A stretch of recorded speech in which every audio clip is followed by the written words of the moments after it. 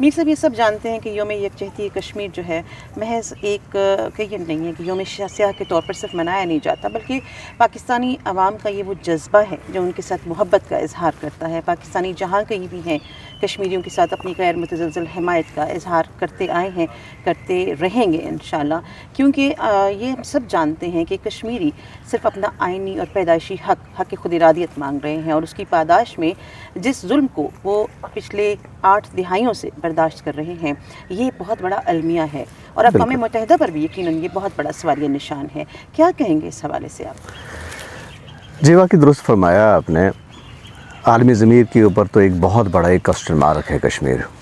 8 دہائیاں بیت گئی ہیں، کشمیر کے عوام مسلسل جبر، ظلم اور غلامی کے شکنجے میں کسے ہوئے ہیں، لیکن دوسری طرف دیکھ لیجئے کہ پاکستانی قوم کی استقامت کہ فرام ڈے ون ڈرامے سخنے، بلکہ سال کے 365 دن ہی کشمیری عوام کے ساتھ یکجہتی کا اظہار ہو رہا ہوتا ہے۔ اس کے لیے تو چلے ایک دن مخصوص ہے نا علامتی طور پہ، تو کتنا اتار چڑھاؤ آیا، کتنی قیمت پاکستان نے ادا بھی کی ہے اس کے حوالے سے، لیکن کشمیریوں کی پشت پر کھڑے ہیں، بالکل ایسے ہی، اور اور بہت مضبوطی کے ساتھ کھڑے ہیں، جو کہ بہت میٹر کرتا ہے۔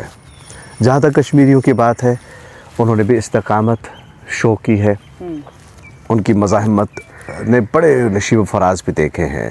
کون سا ظلم ہے بھارت نے جو ان کے اوپر نہیں کیا ہے، لیکن دیکھ لیجئے آج بھی جب 5 اگست 2019 کے بعد سے وہ دعویٰ کر رہے ہیں کہ کشمیر میں بقول ان کے امن قائم ہو چکا ہے، اور وہ امن ہے جو غیر معمولی ہے، اب بقول ان کے کوئی ایسی سرگرمی نہیں ہو رہی ہے، لیکن اس جبری خاموشی کے اندر بھی وہ خود کو متحمل نہیں سمجھتے، وہ افورڈ نہیں کرتے کہ کشمیریوں کو ذرا سا بھی کوئی روم دے، کیونکہ ان کو پتہ ہے کہ کیا ہوگا۔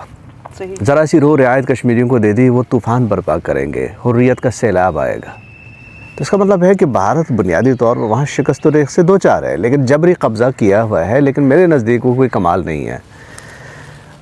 لیکن اس مسئلے کے حل طلب ہونے کی وجہ سے جو صورتحال پیدا ہوتی ہے جیو پولیٹیکل یا اکانومی کے اوپر یا سیاسی کشیدگی، بلکہ اس کے تو امپلیکیشنز عالمی سطح پر آتے ہیں۔ ایک طرف بھارت کے اندر ہندو فسطائیت ابھرتی چلی جا رہی ہے، دیکھیں نا، ہمارے نہیں بلکہ بھارت کے اپنے خود بہت سارے تجزیہ کار ہیں، جن میں ارندھتی رائے ہیں، وہ کہتے ہیں کہ آج کا جو ہندوازم ہے، ہندو فسطائیت ہے، یہ آج کا نازیزم ہے۔ بالکل، تو نازیوں کے پاس اس وقت ایٹمی ہتھیار نہیں تھے، یہ برہموس وغیرہ تو نہیں تھے، بم نہیں تھے، ان کے پاس ہیں، تو یہ کتنی خطرناک بات ہے۔ اس آئیڈیالوجی کے ساتھ یہ آگے بڑھ رہے ہیں، اکھنڈ بھارت کے ساتھ۔ دوسری طرف کشمیر ایک فلیش پوائنٹ ہے، ایٹمی فلیش پوائنٹ، جس کو عالمی برادری نے، بڑے بڑے لوگوں نے، حتیٰ کہ بل کلنٹن نے کہا وہ فلیش پوائنٹ ہے، اور اس نے اپنی تاریخ کے ساتھ ثابت بھی کیا ہے۔